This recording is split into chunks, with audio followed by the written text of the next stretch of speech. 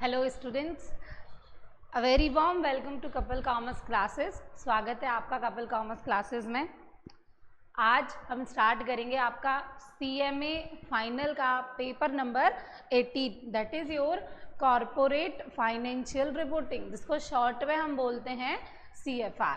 आज paper number 18 की CMA final CFR paper number 18 की हमारी डे 1 क्लास है ना, आप बोल सकते हो इंट्रोडक्टरी क्लास है। हम फर्स्ट डे है आज हमारा, जिसमें हम क्या पढ़ेंगे, CMA फाइनल का पेपर नंबर 18 पढ़ेंगे CFR। तो देखो, कोई टॉपिक पढ़ने से पहले एक बार मैं आपको सिलेबस का आइडिया बता देती हूँ, किस हिसाब से आपका पेपर पैटर्न रहेगा, है ना, और किस हिसाब से आपके क्वेश्चन ड्राफ्ट होते हैं ना। तो before discussing of the topic एक बार हम ये सब डिस्कस कर लेते हैं कि भाई कितने चैप्टर हैं, किसका कितना वेटेज है, मॉड्यूल किस हिसाब से बना हुआ है, सिलेबस कितने टाइम में हो जाएगा, आपको पढ़ना कैसे है ना। तो स्टार्टिंग के 10 मिनट आपको ये ज्ञान लेना है कि भाई हमें आगे पढ़ाई कैसे करनी है, ठीक है। तो आपका पेपर है कौन सा, 18 कॉरपोरेट फाइनेंशियल रिपोर्टिंग। तो पहले तो ये शब्द समझो आया कहाँ से, आपने पढ़ा है ना बचपन में, अकाउंट्स।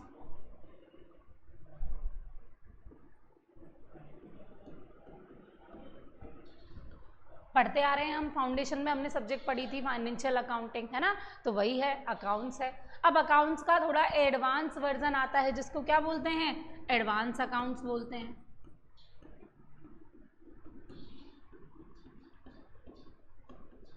तो थोड़े एडवांस वर्जन को हम क्या बोलते हैं, एडवांस अकाउंट बोलते हैं, एडवांस अकाउंटिंग बोलते हैं।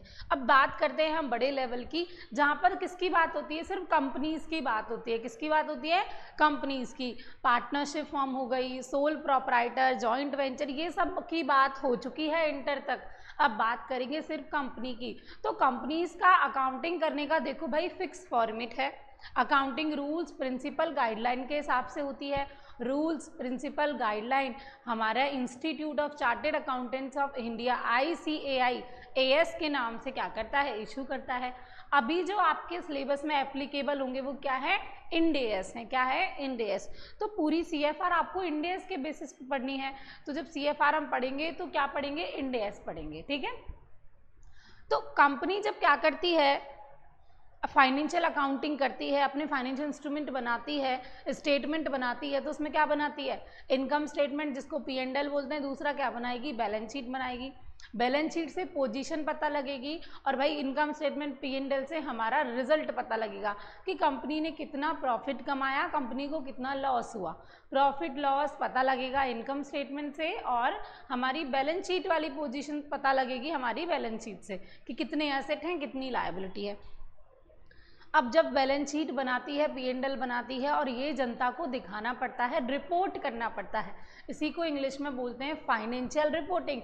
जब कंपनी अपने फाइनेंशियल स्टेटमेंट की रिपोर्टिंग करती है तो किस फॉर्मेट में होगी, कोई आइटम कैसे दिखाया जाएगा, एसेट है तो कहाँ आएगा, कैश है तो कैसा दिखेगा, है ना। अगर आपकी इंटेंजिबल एसेट है तो उसका वैल्यूएशन कैसे होगा, कैसे दिखेगा।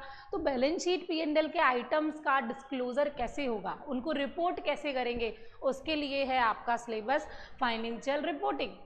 और ये बात किसकी हो रही है, कंपनी की। तो कंपनीज को क्या बोलते हैं, कॉर्पोरेट बोल सकते हैं अपन। तो कॉर्पोरेट फाइनेंशियल रिपोर्टिंग की बात हो रही है ना। तो समझ में आया सब्जेक्ट का नाम कैसे पड़ा। जब कंपनीज अपने फाइनेंशियल स्टेटमेंट को जनता के सामने क्या करती हैं, डिस्क्लोज करती हैं, रिपोर्ट करती हैं, तो उसी को बोलते हैं कॉर्पोरेट फाइनेंशियल रिपोर्टिंग। कॉर्पोरेट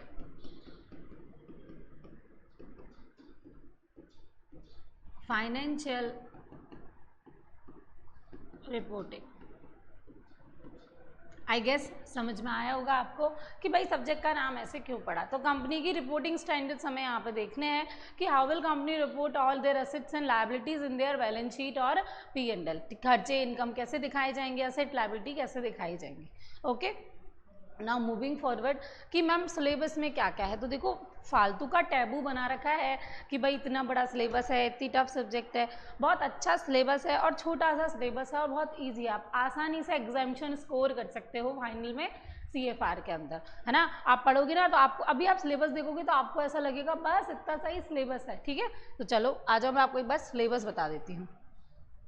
तो सिलेबस हमारा यहाँ पर मॉड्यूल वाइज डिवाइडेड है। अब देखो ये तो आप जानते ही हो, इंटर करके आए हो कि सिलेबस CFR का मॉड्यूल्स में डिवाइडेड है। इंस्टीट्यूट हर सेक्शन को एक मॉड्यूल करके बोलता है ना, सेक्शन वाइज और मॉड्यूल वाइज। तो बेसिकली हमारे पास सेक्शंस दे रखे हैं। तो सेक्शन ए, यहाँ पर हम पढ़ेंगे इंड एस, यहाँ पर हम क्या पढ़ेंगे, इंड एस पढ़ेंगे। सेक्शन ए में हम पढ़ेंगे इंड एस, जिनका वेटेज है सोलली, इनका जो वेटेज हमें गिवन है वो है 25% का। अकेले इंड एस ही कितने परसेंट के आएंगे, 25% के आएंगे, जिसके अंदर आपके सिलेबस में 12 इंड एस दे रखे हैं। तो नंबर ऑफ इंड एस कितने हैं, 12 इंड एस आपको पढ़ने हैं। कुछ इंड एस तो एक एक क्लास के हैं, कुछ दो दो तीन तीन चार क्लास के हैं। तो अच्छे खासे क्वेश्चन आते हैं इंड एस से। पहला ही सवाल आपका इंड एस से फंसता है, 14 नंबर के 2 सवाल, 7 नंबर के 2 क्वेश्चन इंड एस से ही आते हैं। थर्ड का ए या बी भी इंड एस से आ जाता है, और MCQs तो आते ही हैं। सेकंड जो सेक्शन है हमारा, सेक्शन नंबर बी, उसके अंदर हमारे पास 3 क्या दे रखे हैं, चैप्टर दे रखे हैं।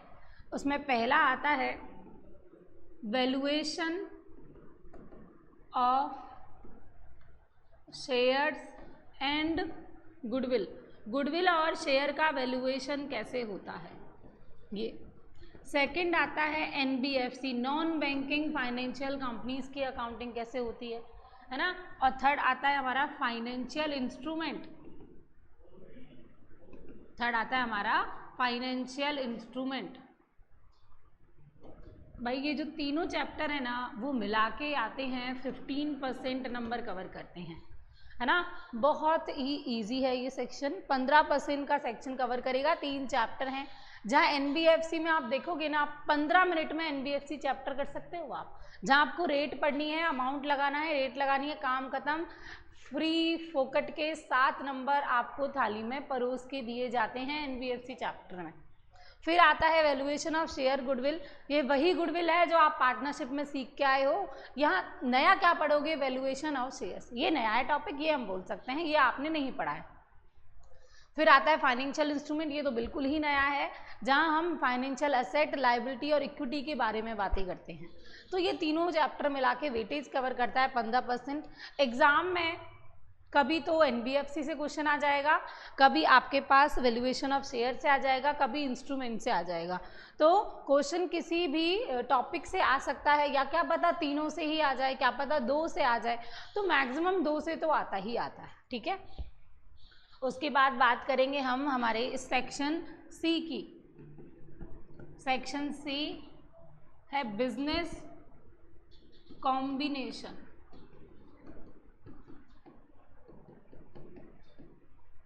सेक्शन सी है आपके पास बिजनेस कॉम्बिनेशन। बिजनेस कॉम्बिनेशन का मतलब क्या है, एक कंपनी ने दूसरी कंपनी को एक्वायर कर लिया, तो उस दिन उसकी बुक्स में कौन सी अकाउंटिंग होगी, किस हिसाब से होगी, कितना गुडविल है, कितने पैसे दिए, क्या बैलेंस शीट में आएगा, क्या नहीं आएगा।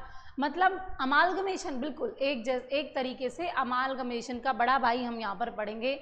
और बहुत ही चौंकाने वाली बात मैं आपको बता देती हूँ, अकेला चैप्टर ही 20% वेटेज कवर करता है। सिंगल चैप्टर, जी बिल्कुल, सिंगल चैप्टर 20% वेटेज कवर करता है। ये चैप्टर 2 हिस्सों में डिवाइडेड है, एक्सटर्नल रिकंस्ट्रक्शन, इंटरनल रिकंस्ट्रक्शन, दोनों चैप्टर हैं। इसमें कॉम्बिनेशन का ही पार्ट होता है, डिवाइड 2 भागों में है। तो दोनों मिला के मतलब कॉम्बिनेशन अकेला 20 नंबर का, इसका मतलब पूरा 14 नंबर का क्वेश्चन कॉम्बिनेशन से आता है। ये तय है, फिक्स है, आता ही आता है, ठीक है, तो छोड़ना नहीं है। तो कितने मॉड्यूल हो गए, ये मॉड्यूल 1, मॉड्यूल 2, मॉड्यूल 3, मॉड्यूल 4 और ये मॉड्यूल 5। इसका मतलब 100 में से 20% का पेपर तो यहीं से आएगा, जी बिल्कुल यहीं से आएगा। उसके बाद देखते हैं section D, consolidated financial statement, consolidated financial statement. जिसको बोलते हैं CFS, कंसोलिडेटेड फाइनेंशियल स्टेटमेंट। और फिर से मज़े की बात, ये अकेला चैप्टर 20% वेटेज कवर करता है। और ये अकेला चैप्टर कितने परसेंट वेटेज कवर करता है? 20%। ये कौन सा मॉड्यूल हो गया? मॉड्यूल नंबर 6 हो गया है, 5th कॉम्बिनेशन 6 ये वाला।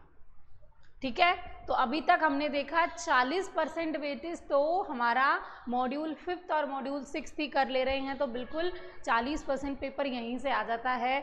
और मैं बताऊं आपको, आधे से ज़्यादा बच्चे से छोड़ के जाते हैं, है ना? पता नहीं क्यों छोड़ के जाते हैं। बहुत इजी टॉपिक है, बहुत अच्छा टॉपिक है। आप पढ़ोगे ना तो आपको लगेगा कि इसको क्यों छोड़ के जा रहे हैं, इसमें तो डायरेक्ट 14 नंबर आएंगे। और सबसे अच्छी बात, एग्जाम का पैटर्न भी सेम ही है आपका। मॉड्यूल या स्कैनर से क्वेश्चन आता है, सेम पैटर्न में रिपीटेटिव ट्रेंड है, वही क्वेश्चन आएगा।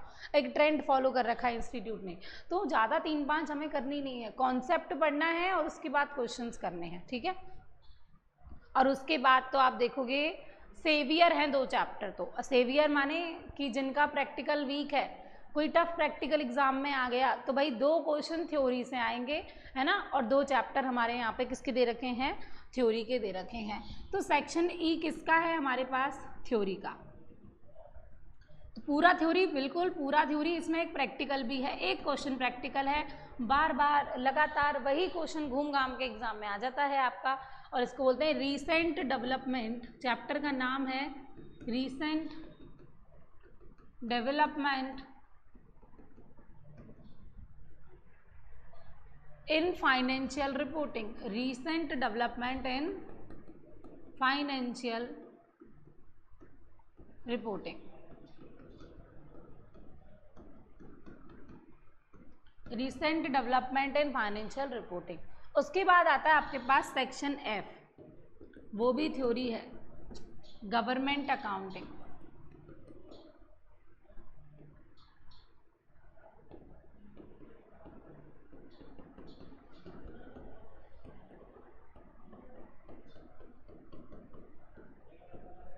क्या आएगा? Government accounting in India. इनका वेटेज क्या है? तो देखो बच्चों, इसका वेटेज है 10%, इसका भी वेटेज है 10%, सबका टोटल करके आएगा 100%। ये आपका सिलेबस है। मात्र 8 चैप्टर हैं, हम क्या बोल सकते हैं? 8 चैप्टर। पहला चैप्टर इंडेस, जिसमें 12 इंडेस आएंगे। सेकेंड चैप्टर जिसमें 3 चैप्टर हैं, फाइनेंशियल इंस्ट्रूमेंट, गुडविल शेयर वाला, और एक NBFC, 15% वेटेज है उसका। उसके बाद combination 20%, consolidation 20%, recent development 10%, government accounting 10%। ये आपका पूरा सिलेबस का पैटर्न है। अच्छा, पेपर कैसे आता है तो वो देखो। पेपर नंबर 18, पेपर कैसे आएगा? फर्स्ट क्वेश्चन में आएंगे आपके मल्टीपल चॉइस क्वेश्चन, 15 MCQ आएंगे। एक MCQ 2 नंबर का होगा, ये हो गया हमारा 30 नंबर का। ठीक है, फिर आएगा क्वेश्चन नंबर 2, क्वेश्चन नंबर 2 का A 7 नंबर का, क्वेश्चन नंबर 2 का B 7 नंबर का। मोस्ट प्रोबेबली ये इंडेस से आते हैं। 99% तो भाई ये फिक्स है, ये क्वेश्चन इंडेस से ही आएगा। थर्ड का A, थर्ड का B, 7 नंबर 7 नंबर, या तो इंडेस से आएगा एक क्वेश्चन, एंड जो दूसरा था वैल्यूएशन वाला चैप्टर, उससे। वैल्यूएशन में 3 आ गए, NBFC वगैरह सब।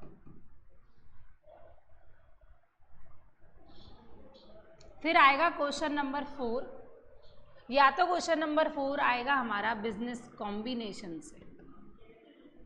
बिजनेस कॉम्बिनेशन से हमारा क्वेश्चन नंबर 4 आएगा, या तो 14 नंबर का या 7-7 नंबर के 2 आ जाएंगे। फिर आएगा क्वेश्चन नंबर 6 कंसोलिडेशन से,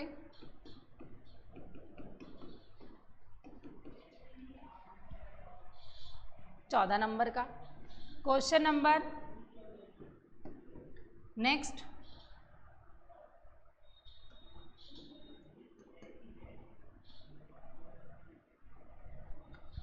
या तो क्वेश्चन नंबर नेक्स्ट वैल्यूएशन से आ जाएगा, इंडेस मिक्स आ जाएगा, या इन दोनों में से भी कोई एक आध फंस जाता है। 7th और 8th दोनों आते हैं थ्योरी।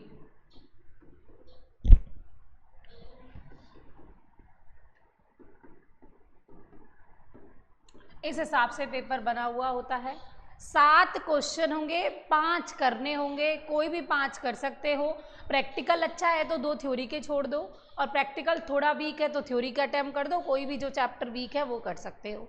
मेरा मानना ये है कि थ्योरी में आपको पूरे कभी नंबर नहीं मिल सकते, प्रैक्टिकल में कोई आपके नंबर काट नहीं सकता, तो प्रैक्टिकल ही आपको क्या करना है, अटेम्प्ट करना है एग्ज़ाम में, है ना। अब बोलोगे मैम आप तो बोलोगे ही, तो मैं सही बोल रही हूँ। अगर आप बुक का बुक भी लिख के आओगे ना तो भी एग्जामिनर आपको 7 आउट ऑफ 7 कभी नहीं देने वाला है थ्योरी के क्वेश्चन में। 5 आउट ऑफ 7, 4 आउट ऑफ 7 इतने ही नंबर मिलेंगे। इसी जगह आपने प्रैक्टिकल अटेम्प्ट करा, पूरा सही है, आंसर सही है और आपने लिखा भी सही है, तो वो नंबर क्यों काटेगा, वो पूरे नंबर देगा एग्जामिनर आपको, 7 आउट ऑफ 7 आपको मिल जाएंगे। तो भाई मैं तो प्रैक्टिकल के साइड हूँ, आपको भी प्रैक्टिकल के साइड ही होना है। सेवियर को पढ़ के जाना है, बहुत अच्छा काम करता है ये सेवियर। कभी कॉम्बिनेशन का क्वेश्चन आपका अगर नहीं आया, समझ में नहीं हो रहा है आपसे, अभी आपका टाइम चला गया है और आपको दिमाग नहीं लगाया जाएगा, बहुत चीज़ें होती है एग्जाम में, तो आप थ्योरी अटेम्प्ट करके कुछ ना कुछ मार्क्स तो गेन कर ही सकते हो, है ना। और एग्जामिनेशन का बहुत अच्छा सोर्स है क्वेश्चन पेपर में थ्योरी अटेम्प्ट करना। अगर आपके एमसीक्यू सही हैं तो 30 नंबर तो आपके आ ही चुके हैं। प्रैक्टिकल आपको 2 अच्छे से आते हैं वो कर दो और 28 नंबर की थ्योरी कर दो, अरे मजे ही मजे, आपकी एग्जामिनेशन पक्का आ जाएगी। ठीक है, चलो। तो ये तो है हमारे पास एक्स्ट्रा ज्ञान जो अभी हमने सिलेबस के बारे में लिया। अभी हम आगे चलते हैं, कुछ रूल्स बता देती हूँ कि हम पढ़ेंगे कैसे। रूल नंबर 1, मैं प्रिंटेड नोट्स नहीं दूंगी, मैं बोर्ड पे लिखवाऊंगी। आपको 2 कॉपियाँ बनानी है, एक होगी आपकी नोट्स की कॉपी, थ्योरी कॉपी, एक होगी आपके क्वेश्चंस की कॉपी। ठीक है, पहले मैं नोट्स बनवाऊंगी क्योंकि नोट्स से कॉन्सेप्ट क्लियर होगा, जितना लिखोगे उतनी प्रैक्टिस होगी लिखने की, उतना ही एग्जाम पैटर्न से आप क्वेश्चन को कर पाओगे, उतना ही आपकी स्पीड बढ़ेगी। तो there are lot of advantage of writing notes in class, तो बहुत सारे फायदे हैं, तो अभी तो गिनने बैठेंगे तो क्लास खत्म हो जाएगी। प्रिंटेड नोट्स नहीं मिलेंगे अनटिल और अनलेस किसी चैप्टर के मुझे नीड लगे तो थ्योरी के मिल सकते हैं, सारे चैप्टर के मैं बिल्कुल प्रिंटेड नोट्स नहीं दूंगी। सेकंड, क्लास रेगुलर अटेंड करनी है, जो क्वेश्चन दिया है वो आपको क्वेश्चन घर पे सॉल्व करना है, नहीं दिया है तो आज जो पढ़ाया बस वो जाके रिवाइज करना है। क्वेश्चन सिर्फ हम अपने सीएमए फाइनल मॉड्यूल के नहीं करेंगे, कुछ क्वेश्चन हम सीए फाइनल मॉड्यूल से भी उठाएंगे, कुछ क्वेश्चन हमारे स्कैनर और पास्ट ईयर पेपर से भी करते हैं। ठीक है, मेरा ऐसा मानना है कि चैप्टर खत्म होते से ही मैं आपको पास्ट ईयर पेपर दिखा देती हूँ, 2-3 साल का लास्ट अटेम्प्ट का पेपर दिखा देती हूँ, तो उसमें जो भी चैप्टर आया हुआ होता है, उस चैप्टर से क्वेश्चन अगर आया हुआ होता है तो उसको हम साथ में ही सॉल्व कर लेते हैं। उससे होगा क्या, आपका कॉन्फिडेंस बहुत बूस्टअप हो जाएगा कि जो पढ़ा वो एग्जाम के लिए एकदम प्रोमिनेंट है, एकदम आपने सही पढ़ा है। ठीक है, चलो। अब हमारे पढ़ने का ये तो तरीका रहेगा, 2 कॉपी लाओगे, पेन लाओगे, कैलकुलेटर लाओगे, बुक लाओ मत लाओ कोई ज़रूरी नहीं है। ठीक है, एक प्रैक्टिकल कॉपी होगी, एक थ्योरी की कॉपी होगी। अब आगे बात करते हैं कि हम पढ़ेंगे क्या सबसे पहले। तो सबसे पहले हम अपने टैबू चैप्टर ही उठाएंगे, जो है हमारा बिजनेस कॉम्बिनेशन। बिजनेस कॉम्बिनेशन बहुत ही ऐसा माना जाता है कि भाई टफ चैप्टर है, बड़ा चैप्टर है, तो हम पहले इसी को करते हैं, जिससे कि आपको CFR का जो डर बैठा हुआ है ना वो आपके दिमाग से निकल जाए।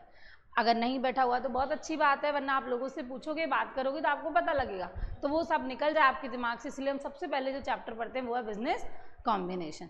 अभी मैंने आपको बताया कि बिजनेस कॉम्बिनेशन चैप्टर हमारा 2 हिस्सों में डिवाइडेड है, एक इंटरनल और एक एक्सटर्नल। सबसे पहले हम पढ़ेंगे इंटरनल रिकंस्ट्रक्शन। सीधा उठ के 14 नंबर का सवाल आ सकता है या 7 नंबर का सवाल आ सकता है, तो तैयारी पूरी करके जाएंगे हम चैप्टर इंटरनल रिकंस्ट्रक्शन की। ठीक है, अभी तक तो हमने कोई पढ़ाई से रिलेटेड बातें की नहीं है ना, पर काम की बातें की हैं, ऐसा नहीं कि हमने फिजूल की बातें की हैं, बातें काम की हैं। अभी स्टार्ट करते हैं हम चैप्टर बिजनेस कॉम्बिनेशन। चलो निकाल दो अपने कॉपी पेन, है ना, और मेरे साथ ही आपको लिखते चलना है। मैं बोलूँ नोट डाउन करो तो नोट डाउन करना, और मैं बोलूँ सुनो तो सिर्फ सुनना। चलो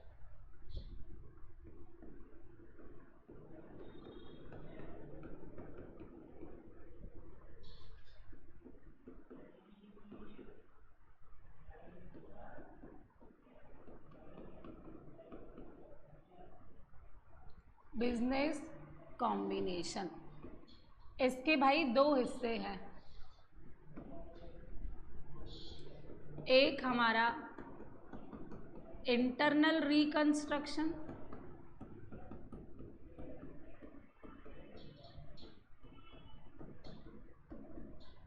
और दूसरा होता है बिजनेस कॉम्बिनेशन, जिसको एक्सटर्नल बोल सकते हैं, एक्सटर्नल कंस्ट्रक्शन।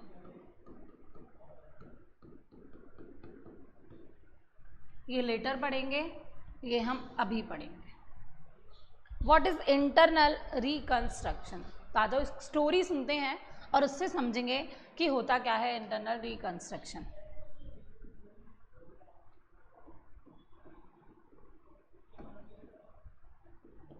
ये एबीसी लिमिटेड की बैलेंस शीट आपके पास है। मुझे पता है बैलेंस शीट शेड्यूल 3 के फॉर्मेट में बनती है। समझने के लिए मैं एकदम टी फॉर्मेट वाली बैलेंस शीट आपको बना के बताऊंगी।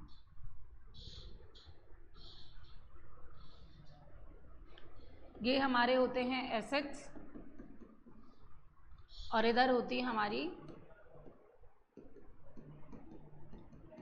लायबिलिटीज। ठीक है, ये टी फॉर्मेट वाली सिंपल बैलेंस शीट है जिससे हम समझेंगे, है ना। क्वेश्चन इस बैलेंस शीट से नहीं आएगा, क्वेश्चन तो आपकी प्रॉपर शेड्यूल 3 की जो बैलेंस शीट होती है उससे ही पूछा जाएगा। चलो,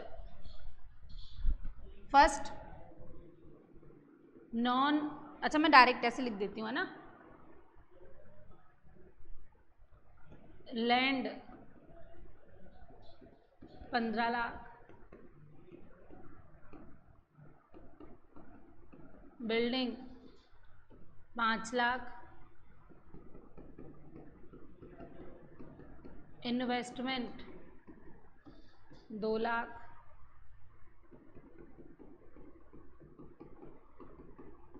इन्वेंट्री 2 लाख,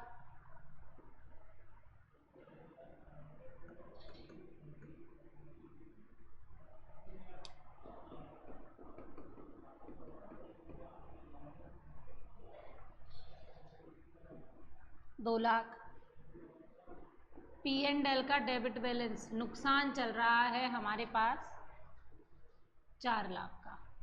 15 और 5 20, 20 और 2 22 और 2 24 और 2 26 और 26 और 4 कितने होते हैं 30 लाख। तो बैलेंस शीट का टोटल कितना आ गया 30 लाख। अब आते हैं equity and liability side. Equity share capital 15 lakh, preference share capital 5 lakh,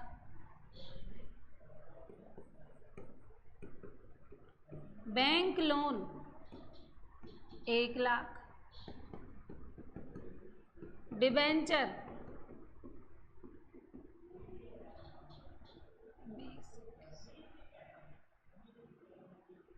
3 lakh,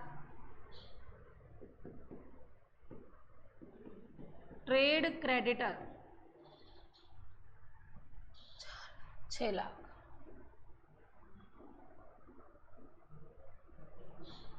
ये आपके पास आपकी बैलेंस शीट दे रखी है, दिख रही है सबको। अब मैं पेन का रंग बदल लेती हूँ समझाने के लिए। ये आपके पास बैलेंस शीट दे रखी है एबीसी लिमिटेड की, और ये आज की बात ही नहीं है। एबीसी लिमिटेड को पिछले 4 या 5 साल से लॉस ही हुए जा रहा है, कंपनी को नुकसान ही नुकसान हुए जा रहा है। तो देखो कंपनी क्या करेगी, कंपनी खुद को बंद करने की कोशिश करेगी या फिर चलाने की कोशिश करेगी। देखो चाहे कंपनी हो चाहे हम लोग हो, डायरेक्ट हम क्विट का ऑप्शन नहीं चूज करते हैं, हम क्या करते हैं खुद को रिवाइव करने की कोशिश करते हैं, है ना। तो कंपनी खुद को क्या करने की कोशिश करेगी, रिवाइव करने की कोशिश करेगी। कंपनी की हालत बहुत ख़राब है, कंपनी की तबीयत बहुत ज़्यादा ख़राब है, तो कंपनी सबसे पहले घरेलू नुस्खे आजमाएगी सही होने के लिए। दैट मीन्स अंदर वालों की मदद लेगी खुद की पोजीशन सही दिखाने के लिए। कंपनी की ये बैलेंस शीट पोजीशन है जहां कंपनी को लॉस हो रहा है, बैलेंस शीट में लॉस दिख रहा है 4 लाख रुपए का। इसका मतलब क्या कहलाता है कि कंपनी को भारी मात्रा में नुकसान हो रहा है। ठीक है, कंपनी को भारी मात्रा में नुकसान हो रहा है। बैलेंस शीट जनता के सामने जाती है, देखती है, लोग इन्वेस्टमेंट ही नहीं करते, कोई लोन ही देना नहीं चाहता, कंपनी को पैसा मिल नहीं रहा, माल बिक नहीं रहा, पैसा आ नहीं रहा, मतलब कंपनी एक लूप में फंस चुकी है, नुकसान वाले लूप में फंस चुकी है। अब कंपनी चाहती है कि भाई मैं कैसे ना कैसे करके रिवाइव तो हो जाती हूँ, चल तो पड़ती हूँ। तो कंपनी अपने घर वालों से क्या मांगेगी? मदद मांगेगी। बात सिर्फ दिखावे की है। किसकी बात है? दिखावे की। कंपनी की बैलेंस शीट में से ये अगर प्रॉफिट इन लॉस का डेबिट बैलेंस नुकसान माइनस हो जाए ना, तो जनता का भरोसा बढ़ जाएगा। भरोसा क्या बढ़ेगा? अरे यार कंपनी का लॉस तो गायब हो गया, तो लोग कुछ सोचेंगे पैसा लगाने की, थोड़ा सा इनिशिएटिव पॉजिटिव हो जाएगा, जो इमेज नेगेटिव थी वो क्या हो जाएगी? कंपनी की पॉजिटिव हो जाएगी। तो कंपनी एक स्कीम बनाती है कि यार चलने के लिए मुझे एक स्कीम बनानी पड़ेगी, अंदर के लोगों की मदद मांगनी पड़ेगी, जिसको बोलते हैं इंटरनल रिकंस्ट्रक्शन। कंपनी दोबारा जिंदा होने की पूरी कोशिश कर रही है। अप्रूवल मिलेगा कंपनी को अपनी स्कीम का, जो भी पार्टीज हैं उनसे। स्कीम को कोर्ट में सैंक्शन करेंगे, कोर्ट ने अगर हाँ कर दिया तो ही स्कीम लागू होगी, अदरवाइज लागू नहीं होगी। तो ये तो बात की बात है, मैं सिर्फ आपको इंटरनल रिकंस्ट्रक्शन का मतलब बताऊंगी आज, है ना, वो देखते हैं। ये प्रॉफिट एंड लॉस कैसे गायब होगा? अरे मैम बहुत सिंपल है, लो इरेजर और ऐसे कर दें।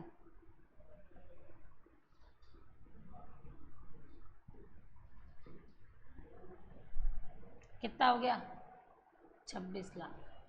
ऐसा थोड़ी ना कर सकते हैं भाई, ये अकाउंट्स है, आपका ड्राइंग थोड़ी ना है जो आप मिटा सकते हो, वापस से अंडू कर दो। ये सब हरकतें यहाँ नहीं चलेगी। इसका मतलब बैलेंस शीट में लॉस है तो वो लॉस इरेजर से तो मिटेगा नहीं, उसके लिए आपको कुछ ना कुछ करना पड़ेगा। आप जाओगे अपने liability side equity share holders के पास, एक शेयर 10 रुपये का है। कितने रुपए का है? 10 रुपये का है। आप उनको क्या बोलोगे कि आप अपना शेयर 10 रुपये की जगह 8 रुपये में कर दो। कितने का कर दो? 8 का। मतलब ये है कि शेयर के बदले रुपए आपने 10 लिए हैं। कभी भी जब आप पेमेंट करोगे फेस वैल्यू के बेसिस पर डिविडेंड का या किसी भी और चीज़ का, कितने रुपए देने वाले हो? 8 रुपये। आपने उनसे 2 रुपये की क्या मांग ली? भीख मांग ली है। हर शेयर होल्डर से आपको 2-2 रुपये की छूट मिल गई। अब आप ये बोलोगे ये मदद करेंगे क्यों? बचपन से पढ़ते आए हैं कि equity share holder real owner होते हैं बिजनेस के। अगर ये लोग ही कंपनी के लिए काम नहीं करेंगे तो कौन करेगा, है ना। ये लोग क्या चाहते हैं कि कंपनी चल जाए, कि जब फायदा होगा तो मैं यहाँ से पैसा ले लूँगा या ले लूँगी। दूसरा पॉइंट ये है कि ज़रूरी थोड़ी ना है ये जो स्कीम है वो चली या नहीं चली। तो देखो उनके दिल को तो पता ही है ना कि नुकसान तो हो ही रहा है, कंपनी तो डूब ही रही है, हमारा पैसा तो गया ही गया। तो उनके दिल में ये तो दर्द तो पहले ही है डूबने का, बंद होने का, ख़त्म होने का। तो अब ये क्या होगा, इससे होगा ये एक उम्मीद जगी है, क्या पता स्कीम काम कर जाए, तो कंपनी चल पड़ी, तो लोन मिल गया, तो बिल्कुल हार मानने से अच्छा है जो हो रहा है उसे एक्सेप्ट करो और इंटरनल रिवाइव करने की कोशिश कंपनी फिर करती है। ठीक है। अच्छा, किसी शेयर होल्डर के मन में नहीं है, तो नहीं होगा। फिर जब तक अप्रूवल नहीं मिलेगी कंसर्न पार्टी से तब तक ये कार्यक्रम नहीं होता है। अब हम आगे चलते हैं। हमने इक्विटी शेयर होल्डर्स को बोला भाई 2 रुपये माफ़ कर दो, उन्होंने बोला चलो ठीक है। ना तो पैसा आया ना पैसा गया, बस नाम बदल गया। इक्विटी शेयर होल्डर अब 10 की जगह कितने के हो गए? 8 के हो गए। बैलेंस शीट में से जब इक्विटी 10 से 8 के हो जाएंगे तो 2 लाख की लायबिलिटी बैलेंस शीट में कैसी दिखेगी? कम की दिखेगी, बिल्कुल कम की दिखेगी। याद रखना, ना तो पैसा आया ना पैसा गया, दिखावे का खेल है बस। तो यहाँ से 15 लाख में से मैं इसको 2 लाख माइनस कर दूँ, कितना हो जाएगा ये? 13 लाख। 2 लाख का क्या हो गया इधर?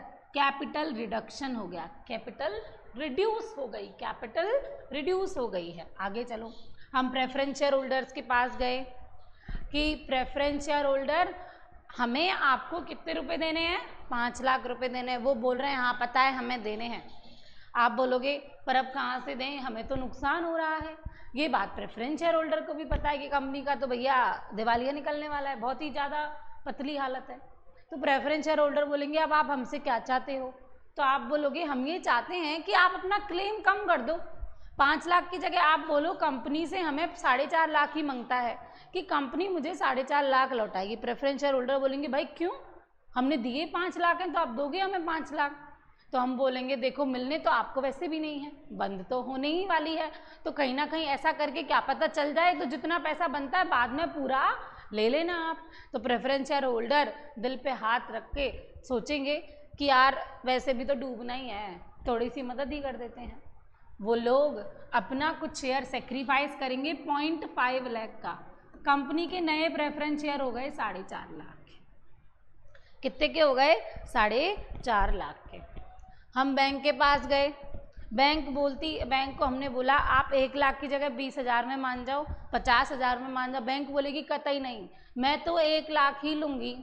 बैंक ने हेल्प करने से मना कर दिया, तो बैंक का तो अभी भी अमाउंट कितना चल रहा है? 1 लाख ही चल रहा है कि बैंक में तो मुझे अभी 1 लाख रुपए ही देने हैं। हम गए डिबेंचर होल्डर के पास, हमने डिबेंचर होल्डर को बोला कि डिबेंचर जी आपको मुझे 3 लाख रुपए देने हैं, तो क्या आप थोड़े से कम में मान जाओगे? सेम डिबेंचर की हालत है। डिबेंचर बोलेगा चलो तुम भी का याद रखोगे, मैं अपना 0.5 लाख का क्लेम करता हूँ, माइनस तो 2.5 लाख में मैं मान जाऊँगा। फिर हम गए, जिन लोगों से हमने उधार सामान खरीदा है, जिनको बोला जाता है सप्लायर, क्रेडिटर, ट्रेड क्रेडिटर, है ना, उनको हमने बोला कि थोड़ा सा क्लेम क्या कर दो, अपना रिड्यूस कर दो, माइनस कर दो। तो उन्होंने बोला चलो ठीक है, 5 लाख की जगह मैं 1 लाख में मान जाऊंगा, 6 लाख की जगह 1 लाख में मान जाऊंगा, और क्लेम कितना कर दिया? 5 लाख कर दिया है। ध्यान से देखो, 13 लाख और 4 लाख 17.5 लाख, 18.5 लाख, 2.5 कितना होता है? 18.5 और 2.5 21 और 5 कितना होता है? 26 लाख। बैलेंस शीट का नया टोटल आया 26 लाख रुपए। 4 लाख से प्रॉफिट यहाँ जो था वो कम हो गया, ये हो गया 26 लाख रुपए। मैंने अपने प्रॉफिट इन लॉस का डेबिट बैलेंस को राइट ऑफ कर दिया। अंतर होता है बेटा राइट ऑफ में और पे करने में। पे करना मतलब पैसे देना, राइट ऑफ करना किसी की मदद से उसको हटा देना। किसकी मदद से?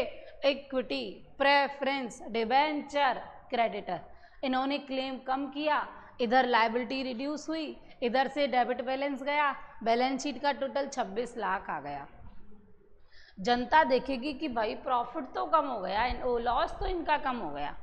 क्या पता लोगों का भरोसा दोबारा उठने लगे, आपको पैसा देने लगे। पैसा आएगा तो कंपनी अच्छा मेहनत से काम करके आगे उसका रिटर्न बढ़िया जनरेट करेगी, और जिन लोगों ने इनकी मदद की है मुसीबत के वक्त, उनको ग्रेटिट्यूड में कुछ ना कुछ अमाउंट बाद में दे देगी। और अगर मान लो ऐसा करने से स्कीम नहीं बनती है, काम नहीं बनता, तो आखिरी रास्ता तो कंपनी को लिक्विडेशन का है ही है, कंपनी को डिसॉल्व होना ही है। ये तो डिसॉल्यूशन से पहले की एक पहल है कि क्या पता बच जाएंगे तो हम क्या करेंगे? आगे बिजनेस करेंगे। That is called internal reconstruction. I think you guys got it. समझ में आया आपको? तो यहाँ ना पैसा आएगा ना पैसा जाएगा, सब कुछ दिखावे का खेल है।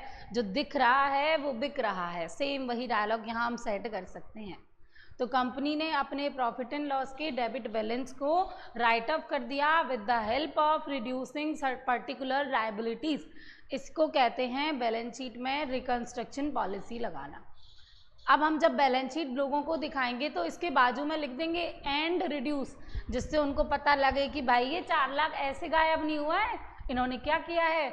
इंटरनली खुद को रिवाइव करा है, रिकंस्ट्रक्शन स्कीम लगाई है। ठीक है, समझ में आया? तो बैलेंस शीट के आगे क्या लिखेंगे? बैलेंस शीट ब्रैकेट में एंड रिड्यूस, जो बैलेंस शीट कम हुई है वो।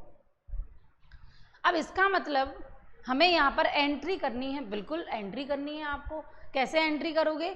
एंट्री करते वक्त आपको क्या करना है? ये जो पैसा बच रहा है, ये जो कम हो रहा है ना यहाँ पे, इसको हम पैसा बचना बोलेंगे। ये जो पैसा बच रहा है, इस पैसे को क्या करो? एक अकाउंट में इकट्ठे कर लो। मैंने क्या बोला? कैपिटल क्या हो रही है? रिड्यूस। अकाउंट का नाम होगा कैपिटल रिडक्शन अकाउंट। क्या नाम होगा? Capital reduction account. लायबिलिटी कम होती है तो डेबिट होती है, प्रेफरेंस शेयर डेबिट होंगे to capital reduction account, equity share debit to capital reduction, debenture to capital reduction, payables to capital reduction. 4 lakh रुपए इकट्ठे हो गए किसमें? कैपिटल रिडक्शन अकाउंट में। कैपिटल रिडक्शन को डेबिट करो, लॉस खत्म होने के लिए क्रेडिट होगा, क्रेडिट करो, खत्म, काम हो गई, balance sheet revive, company revive. इसका मतलब ये है कि मैम हम इस चैप्टर में क्या करेंगे, बैलेंस शीट में लायबिलिटी और असेट्स का रिवैल्यूएशन करेंगे। एग्जैक्टली सही बोला, रिवैल्यूएशन ही करेंगे।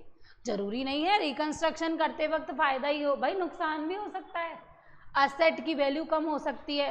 अब आपकी स्थिति इतनी खराब चल रही है तो मार्केट में आपके असेट की वैल्यू ऑब्वियस सी बात है क्या होगी, कम हो जाएगी। बैलेंस शीट में आपने गुडविल दिखा रखी है, ये बताओ जब आपकी हालत इतनी खराब है तो काहे की गुडविल, तो वो गुडविल भी यहाँ से आपको हटानी पड़ेगी। तो कैपिटल रिडक्शन जरूरी नहीं है फायदे में क्रेडिट ही क्रेडिट हो, नुकसान में क्या भी होगा स्टूडेंट्स, डेबिट भी हो जाएगा। That means capital reduction account credit कब होगा, जब लायबिलिटी कम होगी, एसेट बढ़ेगा, है ना।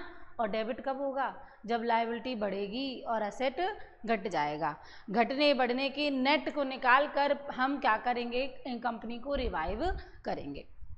ये आज का हमारा बेसिक इंट्रोडक्शन था, जहाँ हमने क्या देखा कि भाई इंटरनल रिकंस्ट्रक्शन होता क्या है, इसके बारे में हमें एंट्रीज पढ़नी है, बैलेंस शीट बनाना देखना है, कितने तरीके की स्कीम होती हैं जिनसे हम क्या करते हैं इंटरनली रिकंस्ट्रक्शन करते हैं, वो भी देखना है। तो ठीक है, सबसे पहले नोट डाउन करेंगे topic 1 introduction.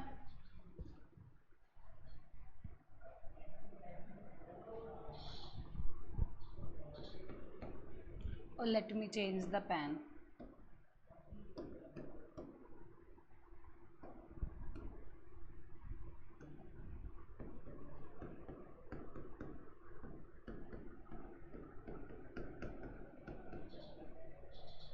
Introduction. When a company has been making losses for several years, लिखो,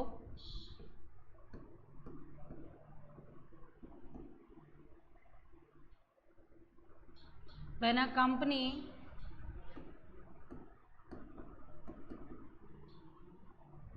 making losses for several years, when a company making losses for several years, the financial position, financial position किससे पता लगती है, balance sheet से, है ना। तो the financial position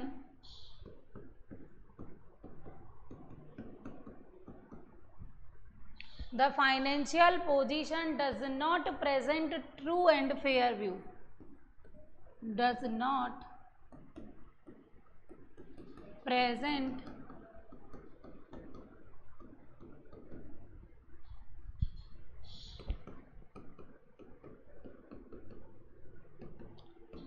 true and fair view of the state of affairs of the company, of the state of affairs of the company, company के state of affairs की सही पोजीशन वो नहीं बता पाते, क्यों, नुकसान चल रहा है, बैलेंस शीट में क्या दिखा रहे हो, गुडविल, असेट की ज़्यादा वैल्यू, लायबिलिटी की कम वैल्यू, तो भाई ठीक करो इसको। तो कैसे ठीक होगा, ये इंटरनल रिकंस्ट्रक्शन कर देंगे। तो state of affairs of the company is in सच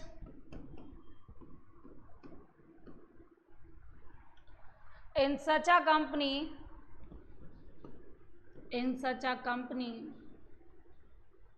ऐसी कंपनी में होता क्या है, इन सच अ कंपनी, ऊपर, in such a company the assets are, आपने ज़्यादा दिखा रखे होते हैं, the assets are overvalued and the assets are overvalued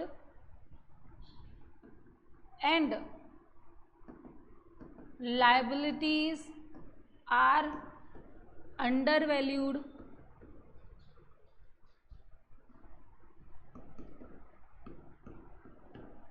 in such cases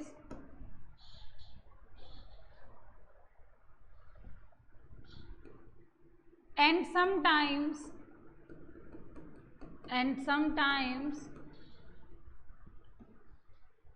balance sheet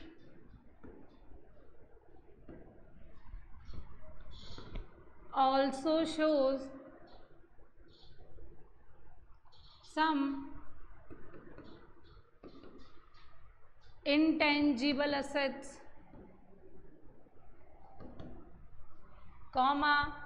fictitious assets, फालतू के एसेट, ख्याली एसेट जिनका कोई मीनिंग नहीं है, जिनसे कोई पैसा नहीं आने वाला है, fictitious assets।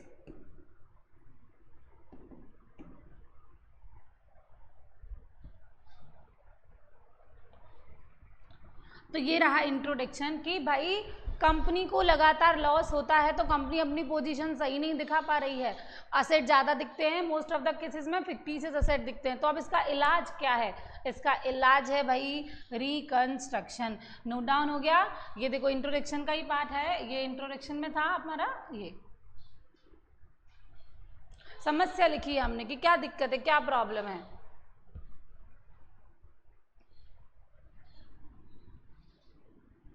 नेक्स्ट देखो,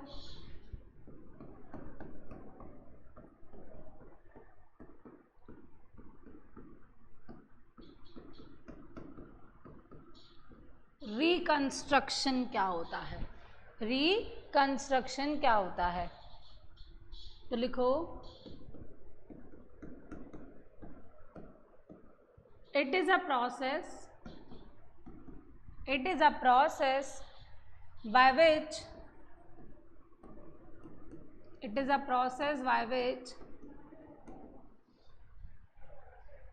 ठीक है, affairs of a company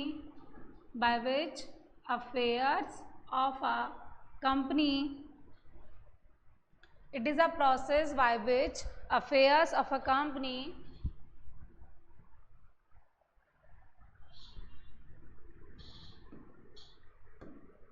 are recognized by revaluation of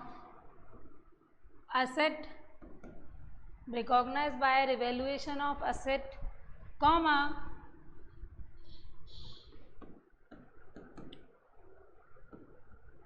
reassessment of liabilities,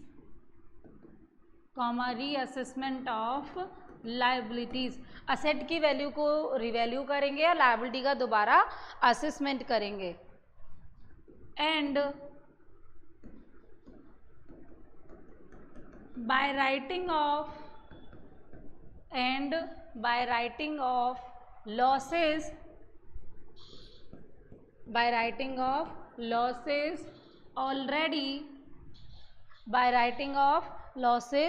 already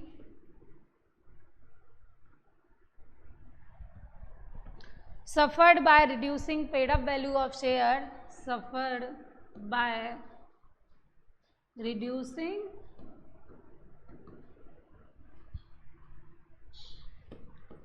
paid up value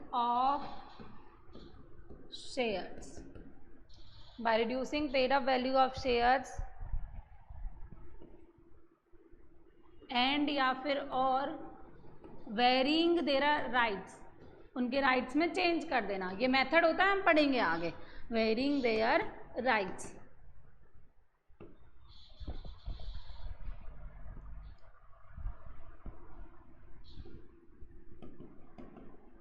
attach to different class of shares, attached to different class of shares।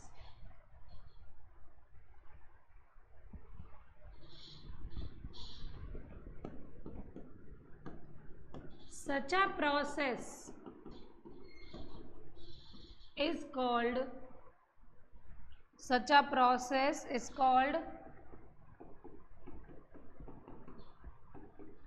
Internal reconstruction, such a process is called internal reconstruction. इसी process को क्या बोलते हैं? Internal reconstruction बोलते हैं। Which is carried out, 5 minute, which is carried out internal reconstruction, चलो पूरा ही लिख देती हूँ।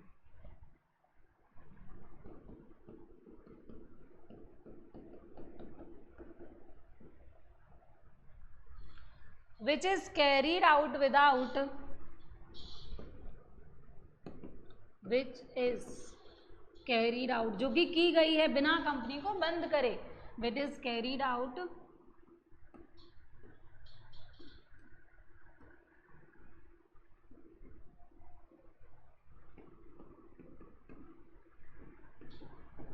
which is carried out without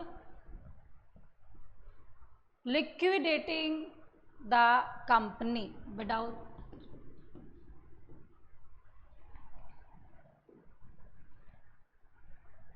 without liquidating, company को बंद करे बिना कंपनी को चला दिया और नया बना दिया, liquidating the company,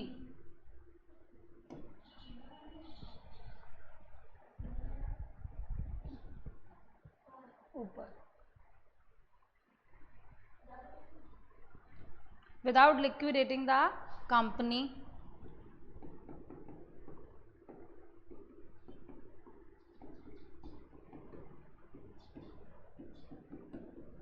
and forming new one.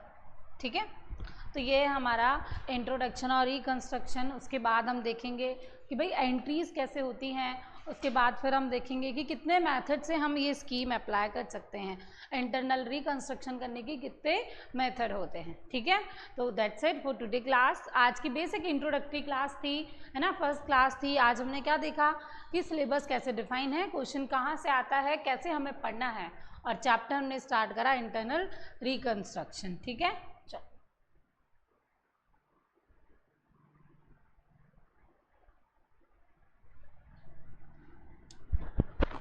Thank you.